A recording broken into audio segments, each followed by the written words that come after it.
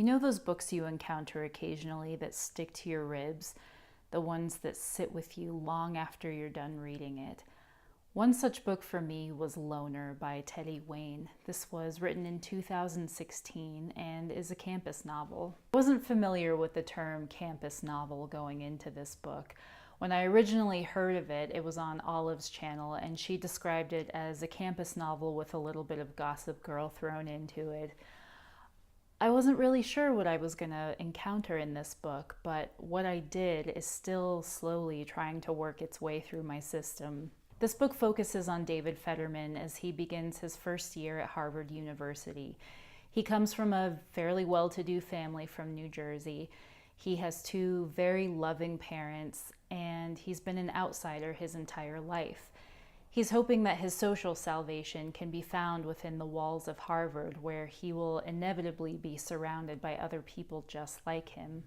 On his first day, he encounters Veronica Morgan Wells, a student who is seemingly out of his league, but who he immediately becomes infatuated with. His desire to undo this awkward version of himself, paired with his tenacity to win over Veronica, leads to a series of very poor decisions that affects everybody involved in their lives. David's been described as an anti-hero, which I don't think is the most apt description. However, there were definitely times when I found myself prone to empathizing with him. I wanted to stick up for him when people were picking on him. I wanted to celebrate all of his small victories that he achieved, whether that be good work in class or him obtaining a girlfriend. I wanted to also slap him around and shake him and ask him what the hell he was doing when he would start to rationalize very strange and odd lines of thinking. Particularly when it comes to Veronica, who is a character who's very shrouded in mystery. Because this story is told in first person, often what we're seeing of Veronica are things that David has obtained either through social media posts or tidbits of information that he's gleaned from her roommate / his girlfriend. Much of what we see of her is also scenarios that he's made up in his head. And what he's doing is what a lot of us tend to do when we have crushes on people, which is blithely romanticize them and make up stories in our heads about who they are and what they do and what their lives are like. And oftentimes we end up getting crushed when that expectation doesn't meet reality. And then there's also Sarah, who is David's girlfriend / Veronica's roommate.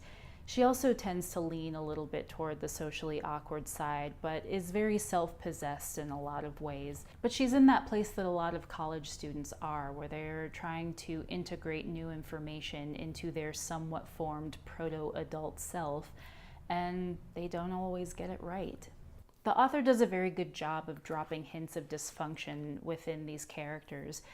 David has a tendency to be impulsive with his thoughts and his actions.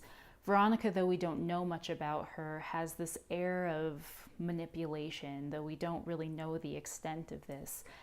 And Sarah, while she is self-possessed, is also very insecure and doesn't quite know how to stick up for herself or create boundaries. And all of these attributes bridge the characters into some questionable territory. The writing, I felt, was very strong for a couple of reasons. This is a very short book. It's a little over 200 pages, but it does contain a lot of matter within those 200 pages. I recall reading on Goodreads after I finished it some of the criticism that people had about the writing, and one of the major ones was that David's sections were pretentious, that the writing was very pretentious.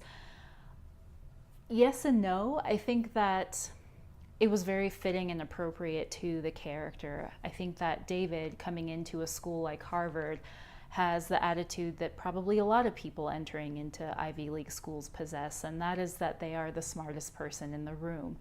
And so the wordplay and the things that were sort of odd and strange about his speech and his mannerisms were very fitting for the character. And so I'm gonna have to disagree with that assessment, but I do think that they were strong for the character.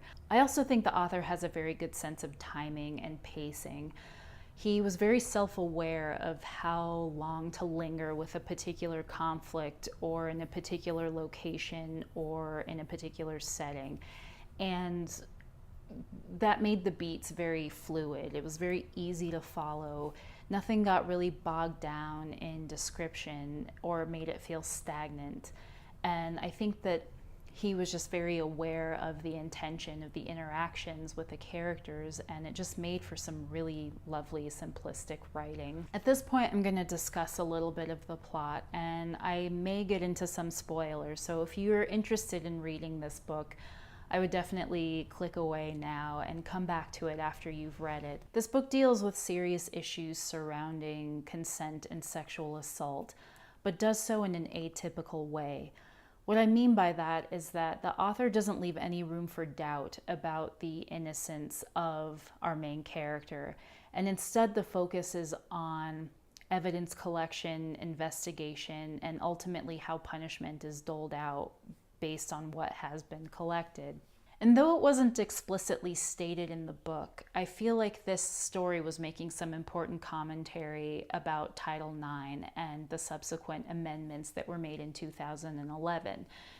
The legislation did have its heart in the right place, and it was designed to alleviate the burden of male and female students being able to come forward about sexual assault and sexual harassment, and provide the universities with tools to be able to carry out their own investigations and dole out punishments as they saw fit. But like many systems, it was flawed, and what was originally put in place to help protect students ended up hurting a lot of students. Some of the more prime examples I can think of were the whole Rolling Stone University of West Virginia debacle, the whole saga of Mattress Girl, and I will leave those links below with some Title IX information if you guys want to go check it out and just decide for yourselves. And the feeling that I had at the end of this book was the feeling that I had after seeing the movie Kids, where I was just mad at everybody. I was mad at David for not having control over his emotions and being so impulsive and having just this uncontrollable desire to change himself so much that it poisoned him. I was mad at Veronica for her feeling that her privilege gave her the right to be dismissive and insensitive, that her status gave her the right to be an active ingredient in the degradation of other humans. And I was so mad at Sarah for not standing up for herself. I was mad that she had all the tools available to her to be assertive, and that she was so damn strong in some ways and so damn naive in others. And it prompted me to ask the question, what are the psychological and emotional consequences of people being duplicitous? I'm surprised that this book stuck with me the way that it did. There was nothing particularly special about it, but my relationship with it is complicated and I don't know how to feel. And the questions that I'm coming away with are very valuable. Can we allow for nuance in situations like this? Can we allow our minds to be changed just a little bit? Can we allow our hearts to be opened just a little bit? Can we allow our perspectives to be bent just a little bit? Can we not know how to feel and have that be okay? Thank you guys for watching, and I'll see you next time.